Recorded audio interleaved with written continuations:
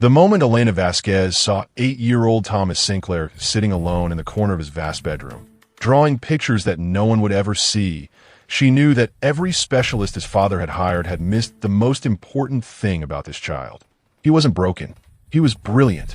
While the household staff whispered about the poor deaf boy and his father conducted business calls behind closed doors, Thomas had created an entire world in his sketchbooks, detailed maps of imaginary kingdoms, intricate architectural designs that would impress professional engineers, and portraits of people filled with emotions so complex they took Elena's breath away. But it was the drawing he was working on when she entered his room to clean that made Elena understand why Thomas had never spoken, despite having no physical barriers to speech. He had drawn his father, not as the powerful billionaire that graced magazine covers, but as a man trapped behind a wall of glass, visible but unreachable, close but impossibly distant. In the drawing, young Thomas stood on the other side of the glass, his hand pressed against the barrier, his mouth open as if calling out to someone who couldn't hear him. The irony was devastating. The deaf child trying to communicate with a father who refused to listen. Elena had been working in the Sinclair mansion for exactly 3 weeks, long enough to observe the elaborate dance of avoidance that defined the relationship between billionaire tech mogul David Sinclair and his only son. David provided everything money could buy: private tutors who specialized in deaf education, speech therapists with advanced degrees from prestigious universities, medical consultants who flew in from around the world to assess Thomas's condition. What David didn't provide was time, attention, or the kind of patient communication that any 8-year-old desperately needed from his father. Elena watched Thomas add another detail to his drawing, a tear running down the glass barrier, and made a decision that would change everything for this family. She sat down on the floor beside Thomas's art station, not above him, not across from him, but at his eye level in the universal language of equality and respect. Thomas looked up in surprise. In his experience, adults either ignored him completely or spoke to him in the exaggerated, patronizing tones reserved for people they assumed couldn't understand complex thoughts. But Elena did something no one in Thomas's life had ever done. She began to sign. Not the formal ASL that his tutors used during structured lessons, but the fluid, natural sign language of someone who had grown up in a world where hands spoke louder than voices. "Your drawings are beautiful," Elena signed with the grace of a native speaker. "You see things that other people miss." Thomas stared at her as if she had just performed magic. For 8 years, he had been surrounded by people who spoke about his deafness as if it were a tragedy to be overcome, a problem to be solved, a limitation that defined his entire existence. Elena was the first person who spoke to his intelligence rather than his disability. "You understand me?" Thomas signed back, his movements hesitant with disuse. His formal tutors had taught him perfect grammar, but they had never taught him that sign language could be a conversation between equals rather than a medical intervention.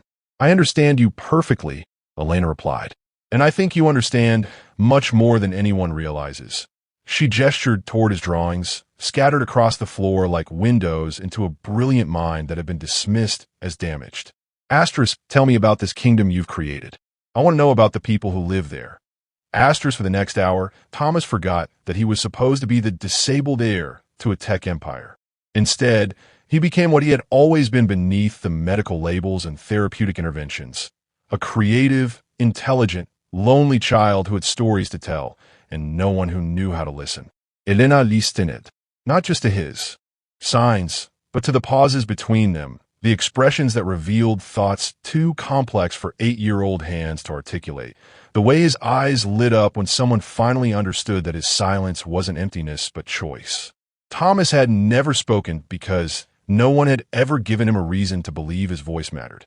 But as Elena sat with him on the floor of his bedroom, asking questions about his art with genuine curiosity and responding to his signed answers with the kind of engagement he had never experienced, something began to change in Thomas's expression. Hope, recognition, the dawning understanding that communication was possible, connection was real, and someone finally saw him as more than a medical puzzle to be solved. "Elena," Thomas signed as the hour drew to a close, "why are you different from everyone else?" Elena looked at this brilliant child who had been failed by every expert his father's money could hire and decided to share a truth that would explain everything. "Because I was like you once," she signed. Asterisk, I was a child who communicated differently than other people expected. And I learned that the most important conversations happen when people stop trying to fix you and start trying to understand you. Asterisk Thomas studied her face with the intensity of someone trying to solve a mystery. You were deaf? No, Elena replied. Asterisk, I was selectively mute. I could hear everything, but I chose not to speak for 5 years because no one in my life knew how to listen to what I was really saying. Asterisk, the revelation hung between them like a bridge, connecting two people who understood what it meant to be misunderstood. How did you start talking again? Thomas asked. Elena smiled, the first genuine smile Thomas had seen from an adult in his memory. Asterisk, someone loved me enough to meet me where I was instead of trying to force me to be where they wanted me to be. Someone understood that silence isn't the absence of communication. It's just a different kind of language.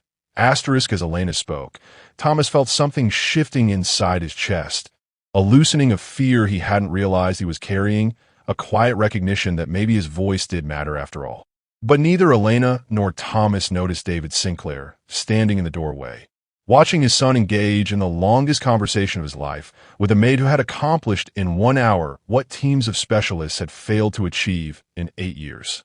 David had been coming to tell Elena that her services were no longer needed, that the household staff had reported she was spending too much time with Thomas instead of focusing on her assigned duties. Instead, he found himself witnessing something he had never seen before, his son communicating with joy, intelligence, and emotional depth that David had been told might never exist.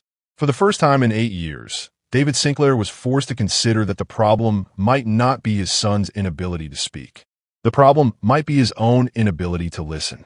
If you think this story is about a maid teaching a deaf child to talk, you're wrong. If you think this ends with a simple breakthrough and happy tears, you're wrong. What Elena Vasquez discovers about Thomas Sinclair's silence will expose family secrets that go far deeper than deafness and force a billionaire to confront the difference between providing for a child and truly knowing them. Stay close. Keep watching, because sometimes the most profound truths come from the quietest voices, and sometimes the people who need healing the most are the ones who think they're doing the helping.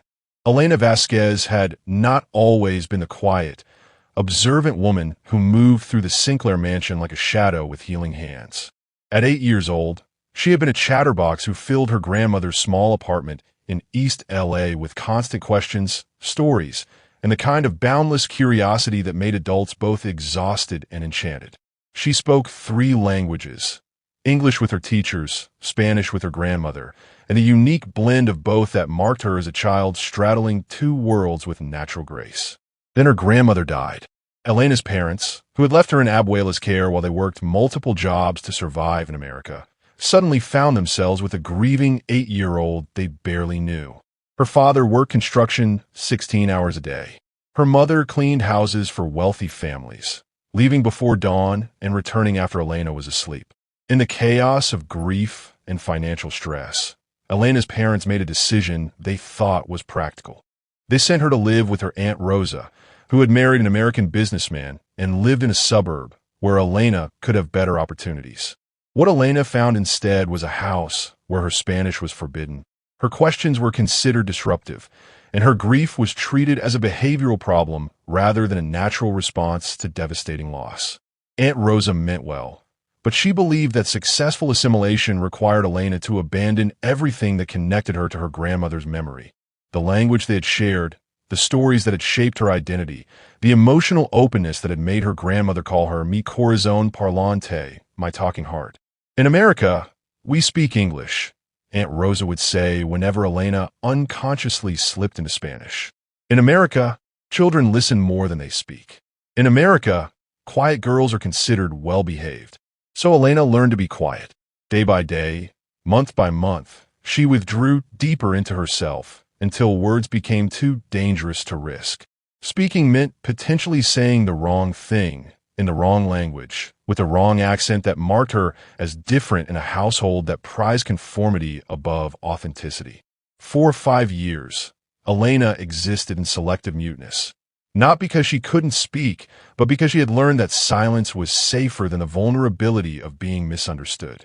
The breakthrough came when she was 13 and her new English teacher, Mrs. Patterson, noticed that Elena's written assignments displayed intellectual depth and emotional intelligence that her classroom silence had hidden completely.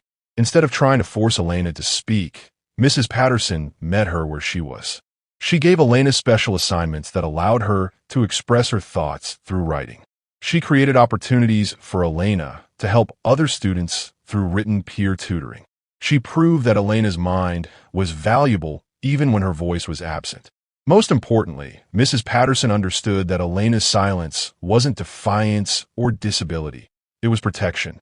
Mrs. Patterson said one afternoon after class, "Sometimes the most important conversations happen without words. But when you're ready to use your voice again, I'll be here to listen." Elena had started speaking again gradually, tentatively, like a bird testing whether it was safe to leave the nest. But the experience of being truly seen and valued despite her silence had shaped her understanding of communication in ways that would define her entire life. She learned that listening was a form of love, that patience could heal what pressure could not, that some people needed time and space to find their voices, and rushing them only pushed them deeper into protective silence. When Elena took the job at the Sinclair Mansion 3 weeks ago, she wasn't just cleaning and organizing. She was studying the dynamics of a family that had forgotten how to see each other clearly. Thomas Sinclair had been born into a world of infinite resources and profound isolation. His deafness was discovered when he was 18 months old, during a routine pediatric visit that transformed his life from that of a normal toddler into that of a medical case study. David Sinclair, driven by love and terror in equal measure, had immediately assembled what he believed was the best possible support system money could provide. Speech therapists from Johns Hopkins, audiologists from Stanford, specialists in pediatric deaf education from institutions around the world. The latest hearing aid technology, experimental cochlear implant procedures, private tutors who commanded six-figure salaries for their expertise. But in David's desperate pursuit of fixing his son's deafness, he had missed something fundamental about Thomas's actual needs. Thomas was deaf, but he wasn't broken. He was brilliant, creative, and emotionally complex, traits that had nothing to do with his ability to hear and everything to do with the kind of mind that could create detailed fantasy worlds, architectural marvels, and artistic compositions that revealed sophisticated understanding of human emotion. The specialists focused on Thomas's ears.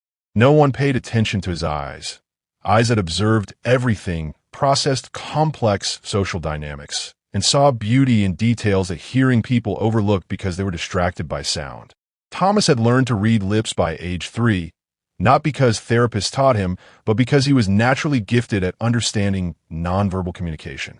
He had mastered formal sign language with ease, but no one at home used it consistently enough for it to feel like real conversation rather than clinical exercise. Most devastatingly, Thomas had learned that his value to his father was measured by progress toward normal communication rather than appreciation for the intelligence he actually possessed. Every doctor's visit included discussions about Thomas's delays and limitations. Every therapy session focused on what he couldn't do rather than what he could. Every family interaction carried the underlying message that Thomas was a problem to be solved rather than a child to be known. So Thomas had retreated into the world he could control, his art, his imagination, his detailed fantasy kingdoms, where people communicated through understanding rather than sound, where being different was considered valuable rather than tragic. He had stopped trying to speak not because he physically couldn't, but because no one seemed interested in what he had to say when he used his natural forms of communication.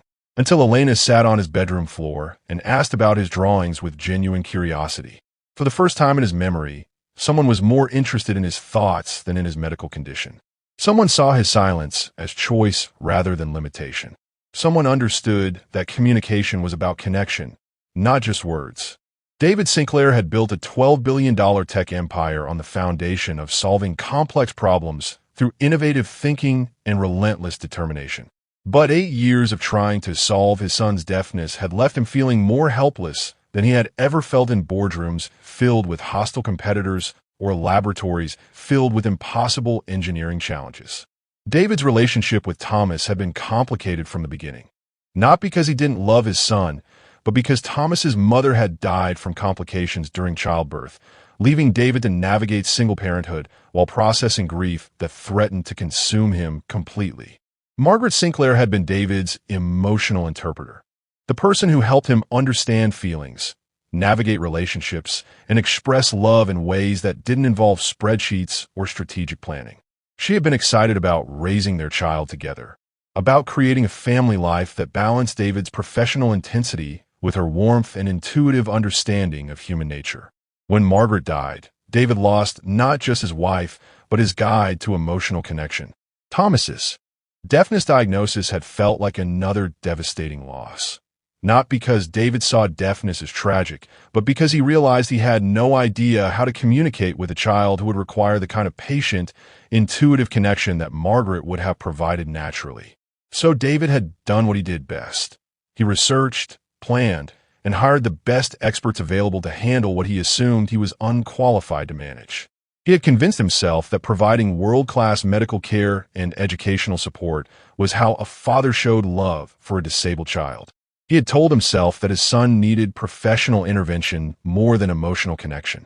He had built walls between himself and Thomas, not from lack of caring, but from terror that his own emotional inadequacy would damage his son further. David worked 18-hour days not because he was avoiding Thomas, but because building his company felt like the only way he could ensure Thomas would have unlimited resources for whatever support he might need throughout his life. But standing in Thomas's doorway, watching his son communicate with joy and sophistication that David had never witnessed, he realized that all the money in the world couldn't buy what Elena had given Thomas in 1 hour. Someone who saw him clearly. Someone who valued his mind. Someone who understood that love was spelled T-I-M-E, not just T-H-E-R-A-P-Y. The household staff at the Sinclair mansion had learned to navigate around the family's emotional geography like diplomats avoiding international incidents. Mrs. Chun, the head housekeeper who had worked for the family since before Thomas was born, understood that David's distance from his son was grief wearing the mask of professional efficiency. She had watched him hold Thomas for hours after Margaret's death, whispering promises about protection and provision that had gradually hardened into formal arrangements for care rather than intimate moments of connection. James, the family's driver and security coordinator, had observed Thomas's intelligence during their rides to medical appointments and therapy sessions. He had noticed that Thomas understood complex conversations, anticipated traffic patterns, and demonstrated problem-solving skills that impressed him.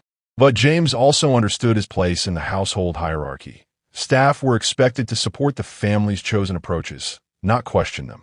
Dr. Sarah Martinez, Thomas's primary care physician, had been growing increasingly concerned about the disconnect between Thomas's obvious intelligence and his family's focus on his supposed limitations. She had tried to broach the subject with David several times, suggesting that Thomas might benefit from less therapeutic intervention and more normal childhood experiences. But David's response was always the same. More research, better specialists, additional resources. He was solving the problem the only way he knew how. Elena was different from previous household staff because she wasn't trying to solve Thomas or manage David. She was simply paying attention to what was actually happening rather than what everyone assumed should be happening. She noticed that Thomas watched his father with longing rather than fear. She observed that David looked at Thomas's artwork with pride when he thought no one was watching.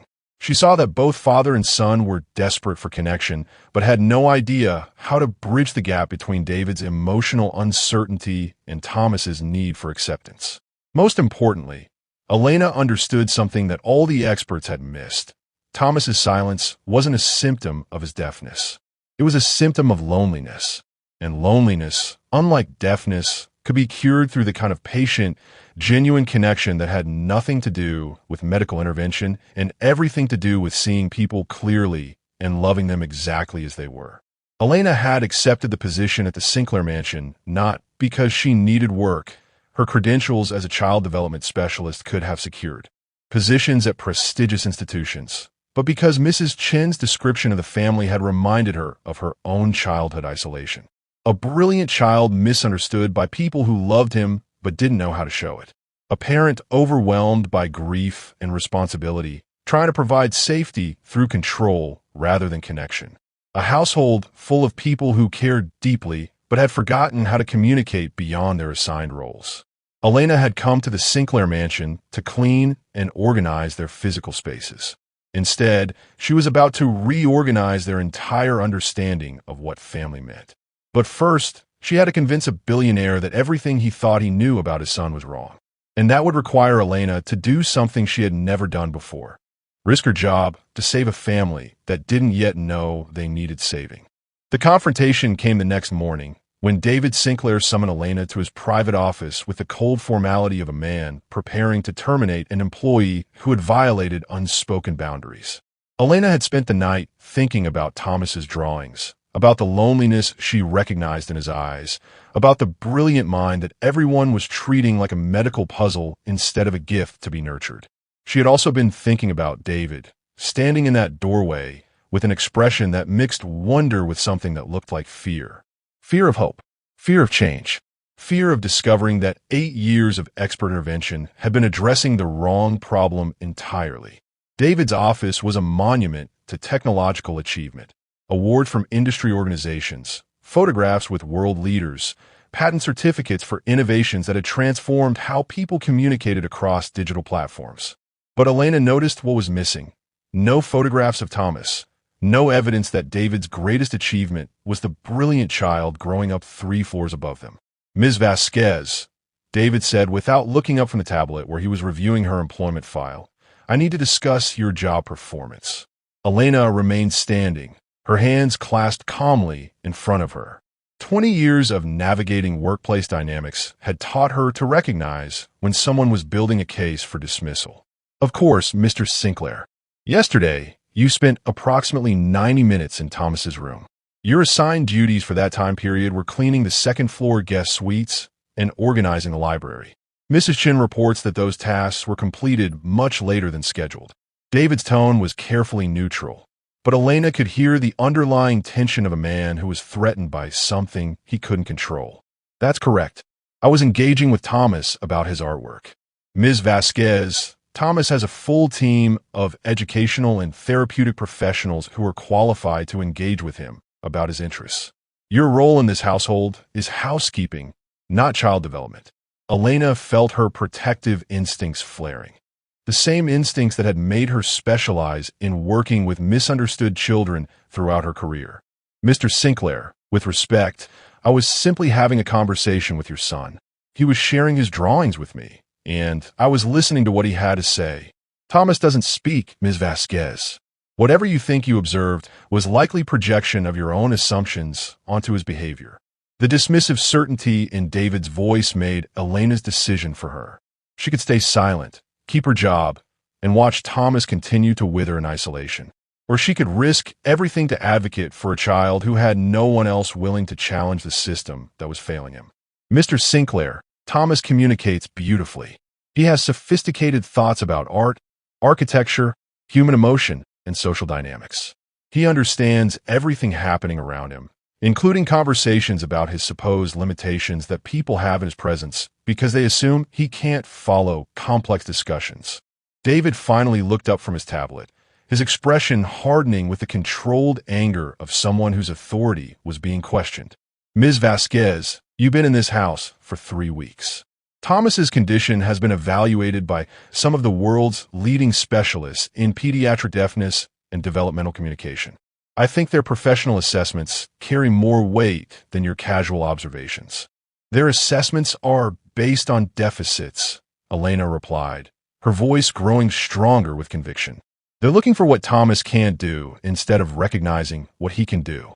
They're treating his deafness like a barrier to intelligence instead of simply a different way of processing information.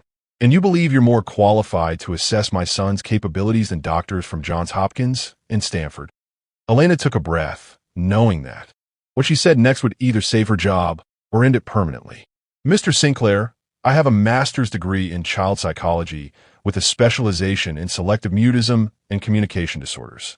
I've spent 15 years working with children who communicate differently than society expects.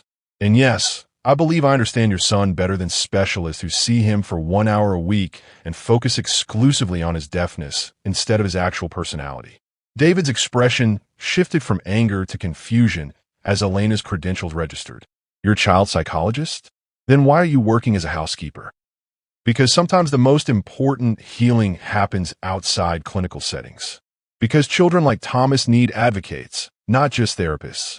And because I recognized in your son the same loneliness I experienced as a child when adults talked about me like I was broken instead of different. The honesty in Elena's voice seemed to crack something in David's defensive armor. Thomas isn't broken, he said quietly. I've never said he was broken. You've never said he was whole, either. You provide him with every therapeutic intervention money can buy, but you don't spend time with him. You hire specialists to communicate with him, but you don't learn his language yourself. You treat his deafness like a problem to be solved instead of just one aspect of who he is. David stood up, moving to the window with the restless energy of someone whose carefully constructed worldview was being challenged. I'm doing everything possible to give Thomas the support he needs. You're doing everything possible to avoid the vulnerability of connecting with him directly, Elena corrected gently. And Thomas knows the difference. That's enough. David's voice carried the authority of someone who was used to ending conversations when they became uncomfortable. Ms. Vasquez, your employment is terminated, effective immediately. Mrs. Chan will arrange for your final paycheck and transportation. Elena felt her heart sink, but not for herself. For Thomas, who would wake up tomorrow to discover that another person who understood him had disappeared from his life. Mr. Sinclair, before I go, will you allow me to say goodbye to Thomas? He should understand that my leaving isn't his fault. David's expression softened slightly at the kindness in Elena's request. Fine. 5 minutes. That was when they heard it. A voice from the doorway, clear, articulated, and filled with the kind of emotional intensity that comes from years of suppressed communication, finally finding release. Please don't make Elena leave. Both adults turned to see Thomas standing in the doorway of his father's office, tears streaming down his face, his hands moving in sign language, even as he spoke words aloud for the first time in his memory. Thomas, David whispered, his voice breaking with shock. You're speaking. Thomas stepped into the office, his attention focused entirely on his father with an intensity that made David realize his son had been watching, understanding, and waiting for years. I can speak, Thomas said, his voice slightly hoarse from disuse but perfectly clear. I could always speak, but no one ever wanted to hear what I had to say unless it was about hearing tests or speech therapy or how to be less deaf. David sank into his desk chair as if Thomas's words had physically struck him. Elena listens to my ideas, Thomas continued, his hands still moving in sign language as he reinforced his words with gestures. She asks about my drawings. She thinks my kingdoms are interesting. She doesn't try to fix me. Thomas looked at Elena, then back at his father. Dad, I know you love me. I know you want to help me. But I don't need help being deaf. I need help being your son. The silence that followed was deafening in a way that had nothing to do with Thomas's deafness and everything to do with the 8 years of miscommunication that hung between father and son. David stared at Thomas as if seeing him clearly for the first time, not as a medical case or a responsibility to be managed, but as the brilliant, complex, emotionally sophisticated child he had always been beneath the layers of therapeutic intervention. Thomas, David said finally, his voice shaking. How long have you been able to speak? Always. But you never ask me questions that aren't about my hearing. You never sit with me. You never look at my art unless doctors tell you it's part of my therapy. Thomas moved closer to his father's desk, his 8-year-old courage carrying him into emotional territory that adults often avoid. I stopped talking because talking to specialists isn't the same as talking to family. They won't know if I can make sounds. You never asked if I had thoughts worth hearing. David felt tears building in his eyes as the magnitude of his misunderstanding became clear. I thought I was protecting you. I thought giving you the best professional support was how I could help you succeed despite your deafness. I don't want to succeed despite being deaf. Thomas replied with the clarity of someone who had spent years thinking about identity and acceptance. I want to succeed because I'm smart and creative and have good ideas. Being deaf is just part of who I am, like having brown eyes or being good at drawing. Thomas looked at Elena again, then back at his father. Elena understands that. She sees me first and my deafness second. Everyone else sees my deafness first, and sometimes they never get around to seeing me at all. The truth of Thomas's words hit David like a physical blow. 8 years of focusing on his son's deafness had blinded him to his son's actual personality, interests, and emotional needs. "Thomas," David said, standing up and moving toward his son, "I'm so sorry.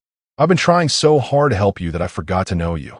For the first time in Thomas's memory, his father knelt down to meet him at eye level. The same gesture Elena had made that had opened the door to real communication. "Can you forgive me? Can you teach me how to be the father you need instead of the father I thought you needed?" Thomas looked at his father with an expression that mixed hope with cautious optimism. "Will you learn sign language? Real sign language, not just the medical signs?" "Yes." "Will you ask me about my drawings and listen to my stories?" "Yes." "Will you let Elena stay? She understands about communication, and she can help both of us learn how to talk to each other better." David looked at Elena, this woman who had seen what he had missed, who had connected with his son in ways that no expensive specialist had achieved, who had risked her job to advocate for a child who needed understanding more than intervention. "Ms. Vasquez," David said formally, then caught himself. "Elena, I owe you an apology, and an explanation, and probably a complete restructuring of how this household approaches Thomas's education and support." Elena felt relief flooding through her as she realized Thomas wouldn't lose another advocate. "Mr. Sinclair, I'd like to help, not as a housekeeper, but as someone who understands both communication disorders and family dynamics. If you'll allow it." David looked at his son, really looked at him, and saw not a child limited by deafness, but a young person with insights about communication that exceeded those of many adults. "Thomas, what do you think? Would you like Elena to help us figure out how to be a better family?" Thomas smiled, the first completely genuine smile David had seen from his son in years. "Yes, but Dad, yes.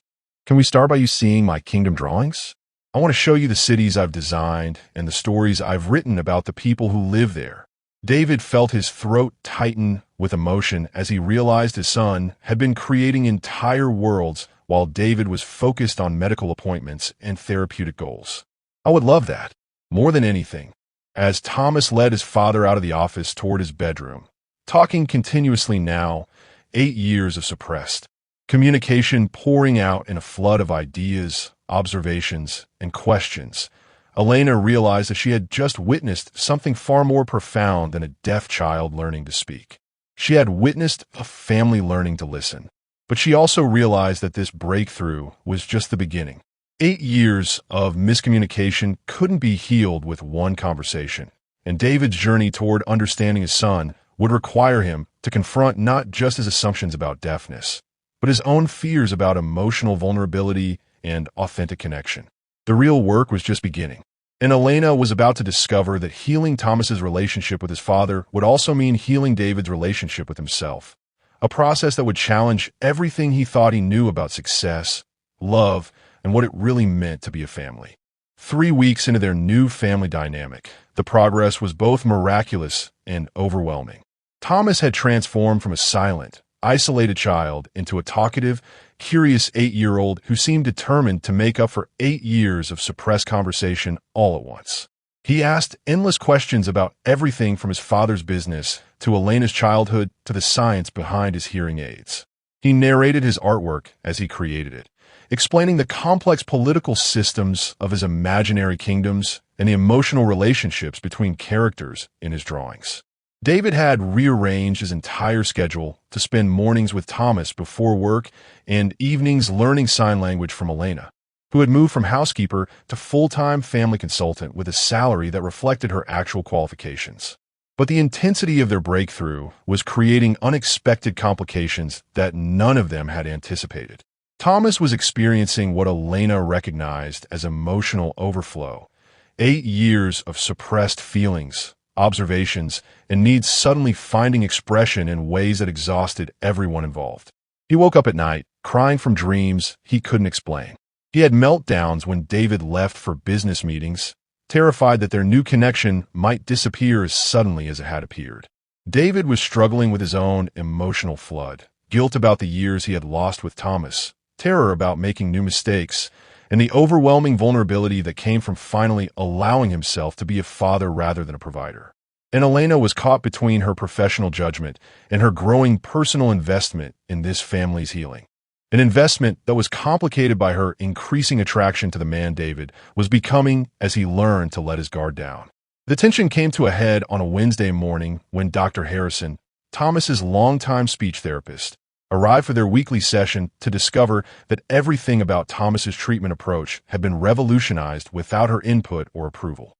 "Mr. Sinclair," Dr. Harrison said, her voice tight with professional offense, "I need to express serious concerns about the changes that have been made to Thomas's therapeutic program."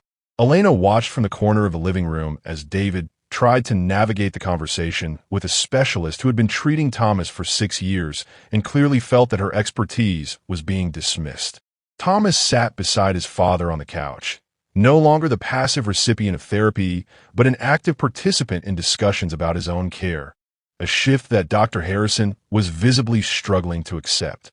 "Dr. Harrison," David replied carefully, "we've discovered that Thomas is capable of much more communication than we previously understood.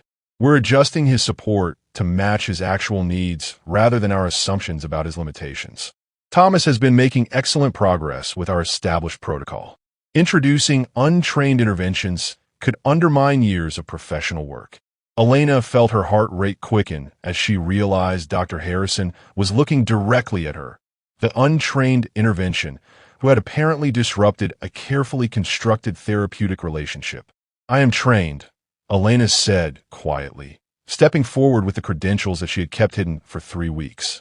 "I have a master's degree in child psychology and 15 years of experience with communication disorders." Dr. Harrison's expression shifted to something between surprise and skepticism. "Then you understand the importance of consistent therapeutic approaches with deaf children. Thomas's progress has been carefully documented and measured according to established benchmarks for his condition." "Thomas's condition is deafness," Elena replied, her professional confidence growing stronger. "His intelligence, creativity, and emotional needs are not medical conditions requiring therapeutic management. They're aspects of his personality that deserve recognition and nurturing." Thomas, who had been listening to adults discuss his care for his entire life, suddenly spoke up with a clarity that still surprised everyone. "Dr. Harrison, I don't want to practice saying words anymore. I want to practice having conversations. Elena and Dad asked me about my ideas, and you asked me to repeat sounds that don't mean anything." The statement hung in the air like a revelation that challenged everything Dr. Harrison believed about effective intervention for deaf children. "Thomas," Dr. Harrison said in the patronizing tone that Elena had learned to recognize as therapeutic condescension, "practicing speech sounds is important for developing clear communication skills." "I have clear communication skills," Thomas replied with 8-year-old directness. "I have clear thoughts, clear ideas, and clear feelings. I don't need to practice being clear. I need people to practice listening." David felt something shift in his chest as he watched his son advocate for himself with confidence that no therapeutic session had ever fostered. "Dr. Harrison," David said carefully, "we appreciate the work you've done with Thomas over the years. But we're moving toward a more holistic approach that treats his deafness as one aspect of who he is rather than the primary focus of his education." Dr. Harrison's expression hardened with the defensive anger of a professional whose methods were being questioned by people she considered unqualified. "Mr. Sinclair, Thomas has significant developmental needs that require specialized intervention. This consultant," she glanced at Elena, "may have convinced you that traditional therapy is unnecessary, but abandoning proven methods could harm Thomas's long-term development." That was when Elena made a decision that would escalate everything. "Dr. Harrison, what specific developmental delays are you concerned about?" "Thomas reads at a high school level, creates complex artistic compositions, understands advanced mathematical concepts, and demonstrates emotional intelligence that exceeds that of many adults. What exactly needs to be developed? His speech clarity, his lip-reading accuracy, his ability to function in hearing environments." "His ability to function in hearing environments," Elena interrupted, "depends on hearing people learning to accommodate his communication style, not on Thomas pretending to be something he's not." The confrontation was interrupted by David's phone ringing with a call from his assistant about a business emergency that required immediate attention. "I have to take this," David said apologetically, looking between Elena and Dr. Harrison with obvious reluctance to leave them alone together. "Can we continue this conversation later?" But as David stepped into the hallway to take his call, Elena realized that the tension in the room had shifted from professional disagreement to something more personal and potentially dangerous. Ms. Vasquez, Dr. Harrison said, her voice dropping to something that sounded like a warning. I don't know what your relationship with this family really is, but interfering with a child's established medical care is both unethical and potentially harmful. I'm not interfering with medical care. I'm questioning therapeutic approaches that treat Thomas's natural communication style as a problem to be corrected. You've been here for 3 weeks. I've been working with Thomas for 6 years. I understand his needs, his limitations, and his potential in ways that you cannot. Elena felt her protective instincts flaring as she recognized the territorial aggression of someone whose professional identity was threatened by Thomas's obvious progress. Dr. Harrison, in 6 years of therapy, did Thomas ever speak to you the way he spoke to you today? Did he ever express clear preferences about his treatment? Did he ever demonstrate the confidence and self-advocacy he just showed? The questions hit their target. Dr. Harrison's face flushed with something that looked like embarrassment mixed with anger. Thomas's progress has been steady and appropriate for his condition. His condition is being 8 years old and deaf. Your progress has been teaching him to perform communication rather than actually communicating. Before Dr. Harrison could respond, Thomas himself returned to the room with an announcement that changed the entire dynamic of the conversation. Elena, Dad got a phone call about his business trip. He has to go to New York for 3 days. Elena felt her heart sink. David leaving now, when their new family dynamic was still fragile and Thomas was processing years of emotional suppression, could trigger exactly the kind of abandonment fears that Thomas was struggling with. When does he leave? Elena asked. Tomorrow morning. But he said you're coming with us. He said family should stay together even when Dad has to work. Elena stared at Thomas, then looked at Dr. Harrison, whose expression had shifted to something that looked like calculation. Mr. Sinclair is taking his housekeeper on a business trip? Dr. Harrison asked with the kind of implication that made Elena's professional reputation feel suddenly fragile. Elena isn't the housekeeper anymore, Thomas replied with innocent directness. She's family. Dad said so. The word family hung between them like a bridge that Elena wasn't sure she was ready to cross, especially with Dr. Harrison watching every interaction with the sharp attention of someone collecting evidence. That evening, after Dr. Harrison had left with promises to reassess Thomas's treatment needs, and Thomas was asleep, Elena found herself alone with David in his study, trying to process the complexity of what their relationship was becoming. Elena, David said, looking up from the business documents he had been reviewing, I need to apologize for Dr. Harrison's behavior today, and I need to ask you something important. Elena settled into the chair across from his desk, acutely aware that they were navigating territory that could either strengthen their working relationship or complicate it beyond repair. Ask me what? Thomas told Dr. Harrison that you're family. And when I heard him say that, I realized I've been thinking of you as family too. Not as an employee, not even as a consultant, but as someone who belongs in our lives permanently. Elena felt her pulse quicken as David's words touched something she had been trying to keep professional and distant. David, that's a complicated way to think about our relationship. I work for you. Thomas is my client. The boundaries are important for everyone's well-being. What if they don't have to be? The question was quiet, tentative, carrying possibilities that Elena wasn't sure either of them was ready to explore. What are you asking me? David stood up, moving around his desk to sit in the chair beside Elena rather than across from her. The same gesture of equality that had opened the door to communication with Thomas. I'm asking if you feel what I feel when we're together. I'm asking if working with Thomas has become something more personal for you than just professional consultation. Elena felt her carefully maintained boundaries wavering as she looked into David's eyes and saw not the billionaire who had hired her, but the father who was learning to be vulnerable, the man who was discovering that emotional connection was more valuable than any business success. David, I care about both of you. More than I should, probably. But you're processing a lot of changes right now. Thomas is processing 8 years of suppressed communication. Adding romantic feelings to that might not be wise. And what about what you're processing? The question caught Elena off guard. In 3 weeks of focusing on David and Thomas's healing, she hadn't acknowledged her own emotional journey. From professional consultant to protective advocate to someone who looked forward to David's smile when he returned from work, who felt her heart skip when he looked at her with gratitude that was becoming something deeper.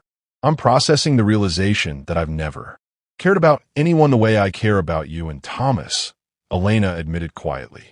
And I'm scared that caring that much could compromise my judgment about what's best for your family. David reached for her hand, his touch gentle but sure. Elena, what's best for our family is having you in it. Thomas lights up when you're around. I feel more like myself when you're here than I have since Margaret died. You haven't compromised anything.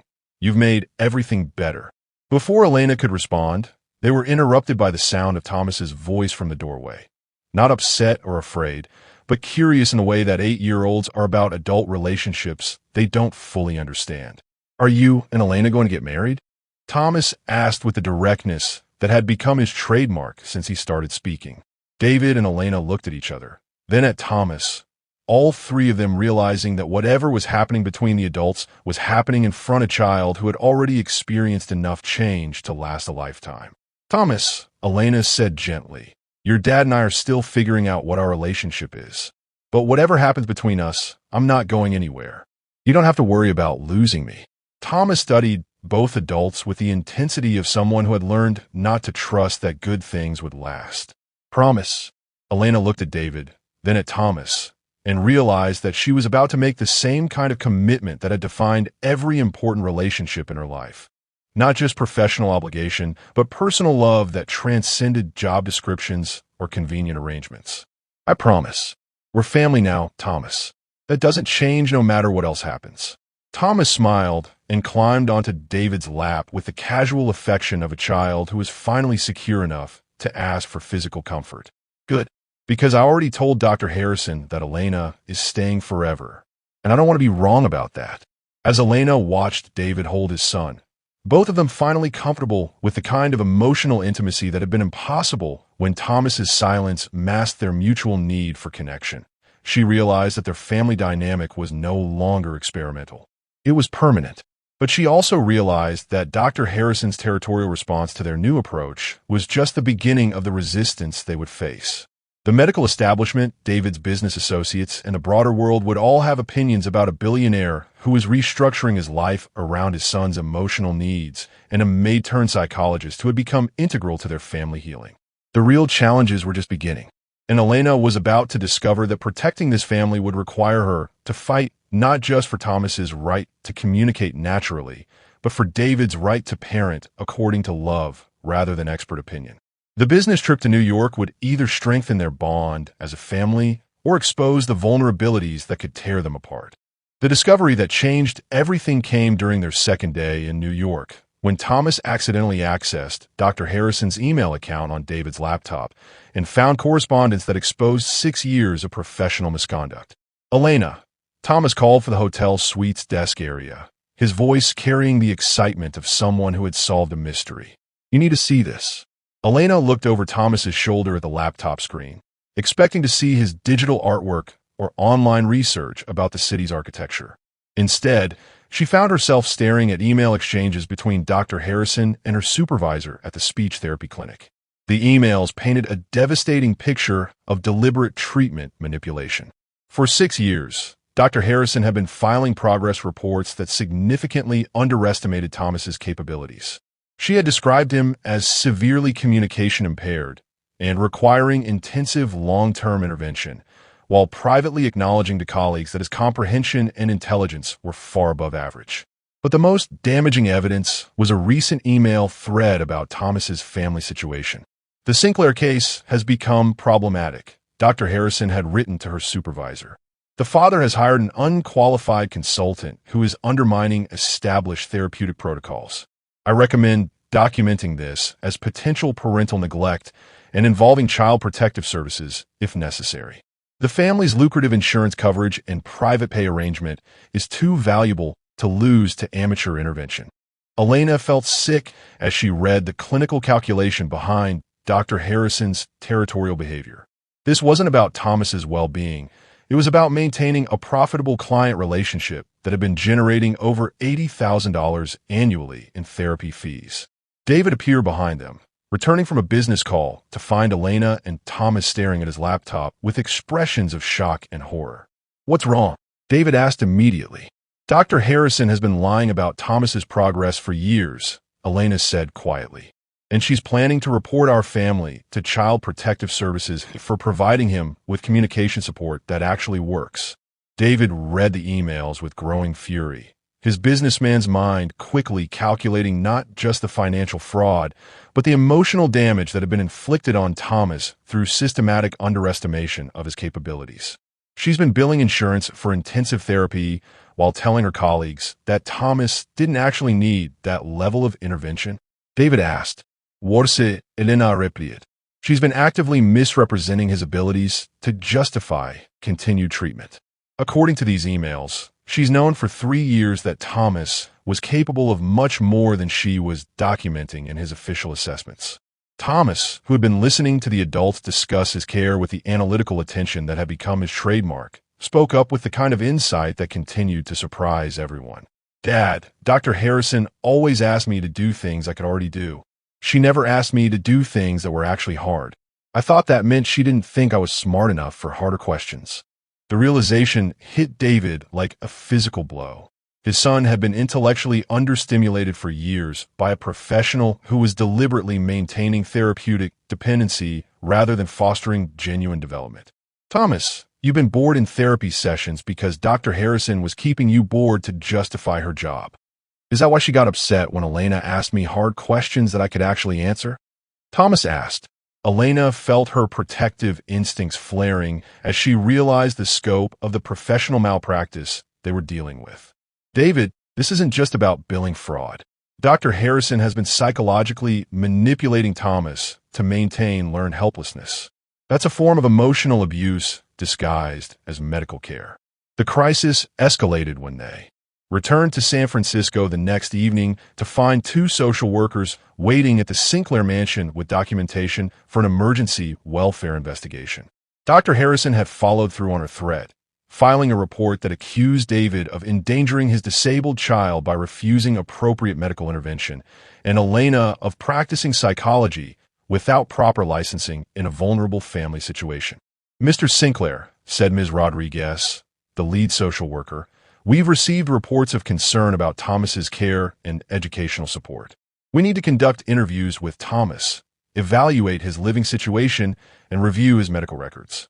David felt the world tilting as he realized that their breakthrough in family communication was being weaponized against them by someone whose professional reputation was threatened by Thomas's obvious progress. "Ms. Rodriguez, Thomas has made remarkable developmental progress in the past month. His communication skills, emotional expression, and social engagement have improved dramatically since we adjusted his support approach. According to Dr. Harrison's report, you've discontinued established therapeutic services and replaced them with unqualified intervention by a domestic employee with no credentials in child psychology." Elena stepped forward, her credentials ready for exactly this kind of professional challenge. "Inguna Vasquez. I have a master's degree in child psychology from UCLA and 15 years of clinical experience with communication disorders. My intervention with Thomas has been based on evidence-based practices that treat his deafness as a communication difference rather than a developmental disability." Ms. Rodriguez looked between David, Elena, and Thomas, who was watching the entire interaction with the careful attention of someone whose life was being discussed by adults who didn't know him. "Dr. Vasquez, are you licensed to practice psychology in California?" Elena felt her stomach drop. Her license was current, but she hadn't disclosed her credentials when she accepted employment with the family, a technical violation that Dr. Harrison had apparently discovered and was using as grounds for the abuse report. "My license is current, but I was employed by this family as a household consultant rather than as a clinical psychologist. My work with Thomas has been educational support rather than therapeutic treatment. Nevertheless, Dr. Harrison's report suggests that you've been providing psychological intervention without proper disclosure or supervisory oversight." Thomas, who had been listening to adults debate his care for his entire life, suddenly stepped into the middle of the conversation with the kind of self-advocacy that none of the adults expected. "Excuse me," Thomas said clearly, his voice carrying the confidence that had developed over the past month. I'd like to say something about my care. Ms. Rodriguez looked at Thomas with surprise. According to Dr. Harrison's reports, Thomas was minimally verbal and required significant communication support. Of course, Thomas. Can you tell me about your experience with Dr. Harrison and Dr. Vasquez? Thomas looked around the room with the careful consideration of someone choosing his words precisely. Dr. Harrison spent 6 years asking me to do things that were too easy and telling my dad that I couldn't do harder things. She never asked me what I wanted to learn or what I was interested in. She treated me like I was stupid because I'm deaf. Ms. Rodriguez was clearly taken aback by Thomas's articulate self-assessment. And Dr. Vasquez? Elena, Dr. Vasquez, is the first person who ever asked me about my ideas instead of just my hearing. She helped me and my dad learn to talk to each other. She made me feel smart instead of broken. Thomas paused, looking directly at Ms. Rodriguez. Also, I can read lips really well, so I know that Dr. Harrison told you my family was hurting me. That's not true. My family is helping me be who I actually am instead of pretending to be what other people think deaf kids should be like. The simple honesty of Thomas's statement seemed to shift the entire dynamic in the room. What happened next surprised everyone, including Elena. David's phone rang with a call from Mrs. Chun, who had been fielding inquiries from other parents whose children had been treated by Dr. Harrison. Word of the email discovery had spread through professional networks, and families were coming forward with their own concerns about manipulated progress reports and unnecessary treatment extensions. Mr. Sinclair, Mrs. Chun said, her voice carrying urgency, "There are 6 families here who want to speak with you and Dr. Vasquez about their experiences with Dr. Harrison. They're saying their children made sudden progress when they stopped her therapy program." Ms. Rodriguez overheard the conversation and asked to speak with the other families as part of her investigation. What emerged over the next 2 hours was a pattern of professional misconduct that extended far beyond Thomas's case. Dr. Harrison had been systematically misrepresenting the capabilities of deaf children to maintain lucrative therapy contracts. She had discouraged families from learning sign language themselves, claiming it would interfere with speech development. She had characterized normal deaf communication preferences as behavioral problems requiring additional intervention. Most damaging of all, she had been discouraging deaf children from developing independence and self-advocacy skills because children who could speak for themselves were less likely to need intensive therapeutic support. Dr. Vasquez, Ms. Rodriguez said, after interviewing the other families, "It appears that Dr. Harrison's report about your intervention was made in bad faith. These parents are describing remarkable progress in their children after implementing communication approaches similar to what you've used with Thomas."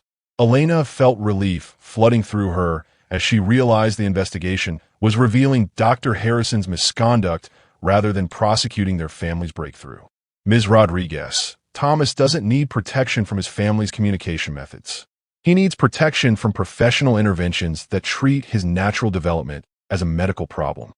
Ms. Rodriguez looked at Thomas, who had been quietly drawing throughout the adult conversations, but clearly listening to every word. "Thomas, are you happy with how your family communicates now?" Thomas looked up from his sketchbook and smiled, the radiant, confident smile of a child who finally felt understood. "I'm happy because I can tell my dad about my ideas, and he listens to them. I'm happy because Elena helps us understand each other better. And I'm happy because I don't have to pretend to be hearing anymore just to make adults feel comfortable." The resolution came 3 weeks later, in a courtroom where Dr. Harrison faced professional sanctions for fraudulent billing and therapeutic misconduct, while David and Elena stood before a judge for an entirely different reason.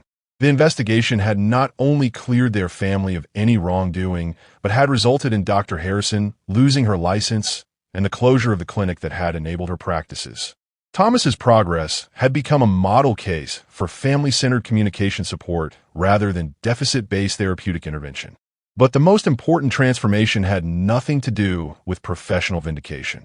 David had proposed to Elena on the night the investigation concluded, not with a grand romantic gesture, but with a simple question asked while they were helping Thomas with his homework. "Elena, will you marry us?" The phrasing, "marry us rather than marry me," had captured everything Elena loved about the man David had become. Someone who understood that marrying him meant becoming Thomas's mother, that their love was inseparable from their commitment to the family they had built together. "Yes," Elena had replied. To both of you. Now, they stood in the courthouse with Thomas. Between them, making their commitment official in front of a judge who had seen their family's transformation from professional investigation to personal celebration. Dr. Vasquez, Judge Martin said with a smile, "Do you take David to be your husband and Thomas to be your son?" "I do," Elena replied, tears streaming down her face as she looked at Thomas. No longer the isolated child she had met 6 weeks ago, but a confident, articulate young person who was serving as both ring bearer and best man for his father's wedding. "Thomas," Judge Martin continued, "do you approve of your father marrying Elena?" "Yes," Thomas said clearly, his signs accompanying his words as they always did now. "Elena makes our family complete, and she promised she'd help me design the architecture for our new house." The wedding ceremony was followed by an impromptu celebration at the mansion, where Mrs. Chun had prepared a feast, and the other families who had been helped by Elena's advocacy brought their children to meet Thomas.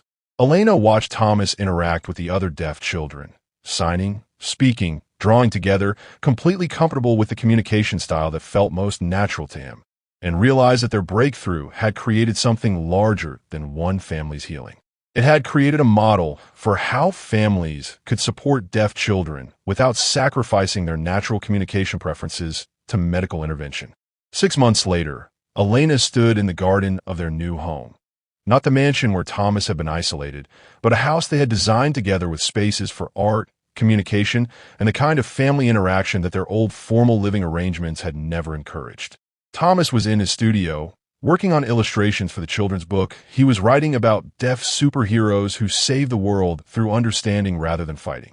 His latest drawing showed a family of heroes who communicated through sign language, art, and the kind of patient listening that Elena had taught them all. David appeared behind Elena, wrapping his arms around her waist with the casual affection that had replaced his former emotional distance. "How was Thomas's evaluation at the new school?" Elena asked. The admissions director said she's never interviewed a child with such clear self-advocacy skills and emotional intelligence. Thomas told her that being deaf was just one of his characteristics, like being artistic and curious and good at math. Elena smiled, remembering the frightened child who had communicated only through drawings 6 months ago. And the deaf education program? Perfectly suited to his actual abilities rather than assumptions about his limitations. His teachers are fluent in ASL, and they expect academic performance at his intellectual level rather than therapeutic progress toward normal communication.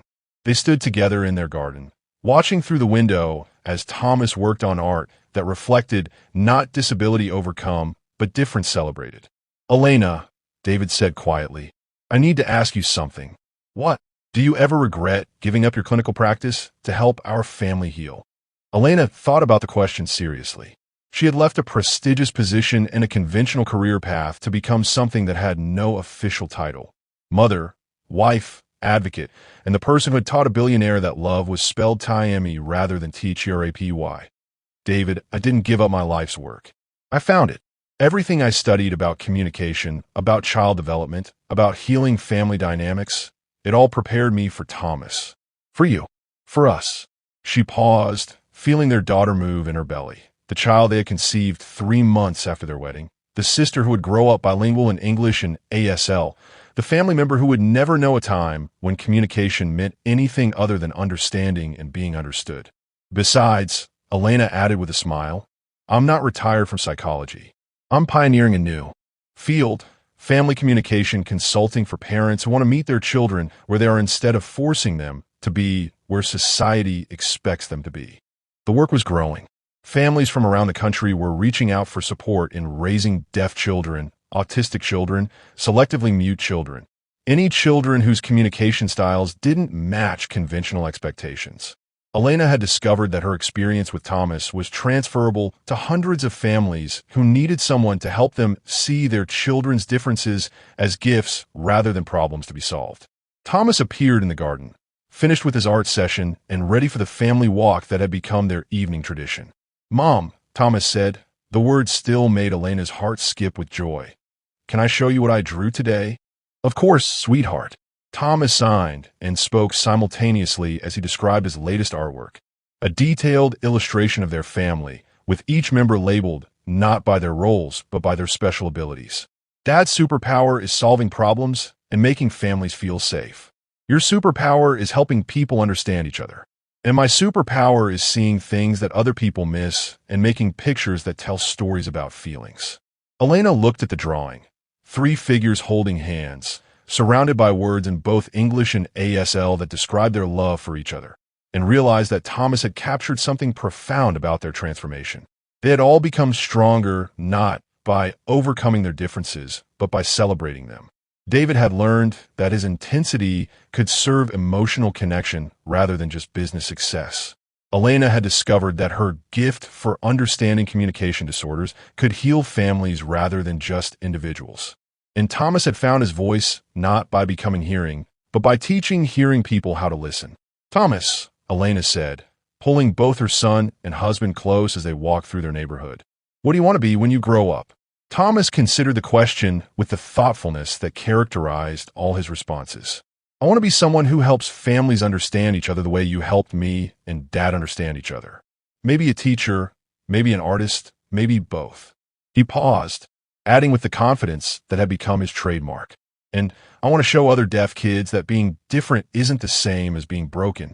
That sometimes the people who see the world differently are the ones who help everyone else see more clearly." As they walked home together, signing, speaking, laughing, and communicating in the comfortable blend of languages that had become their family signature, Elena realized that Thomas's words perfectly captured what their story had always been about. Not a deaf child learning to speak, but a family learning to listen. Not a maid fixing a billionaire's son, but a community of people discovering that the most profound communication happens when we meet each other exactly where we are.